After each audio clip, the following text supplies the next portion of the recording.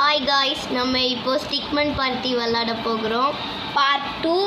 இப்போது நம்ம நான் டிசைட் பண்ண போகிறேன் என்ன கேமுன்னு. நான் ஷாப்பர் வைக்க போகிறேன். நாங்கள் 3 பேர் விளாட போகிறோம். அந்த ரெட் கலரில் இருக்கிறதுலேருந்து நம்ம தப்பிக்கணும். அதுதான் கேம். போடு போடு போடு போடு போடு. சே போச்சா, நான் தள்ளி விட பார்த்தா என்னையே சாப்பிடுச்சிட்டாங்க.